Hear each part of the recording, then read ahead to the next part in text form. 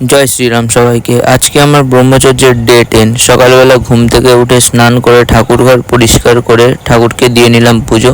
তারপর হনুমান চালিসা পড়ে মালা জপ করে 1 ঘন্টা ধ্যান করে ঠাকুরকে প্রণাম করে আমি খেয়ে নিলাম কিছু কিশমিশ। এরপর দুপুরবেলা খেলাম ফল। তারপর বসলাম আমি শিবপুরাণ পড়তে।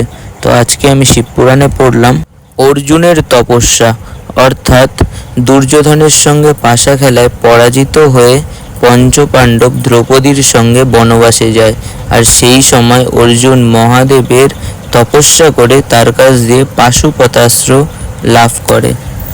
এরপর সন্ধ্যাবেলায় সন্ধ্যা দিয়ে ঠাকুরকে আরতি করে আমি 1 কাপ দুধ খেয়ে নিলাম। তারপর রাত্রেবেলা সব সবজি সেদ্ধ দিয়ে প্রেসারে ভাত বসালাম এবং সেটা খেলাম। এরপর স্নান করে হনুমান চালিসা পাঠ করে ঘুমিয়ে পড়লাম। আজকের ব্লগটা এই অবধি। দেখা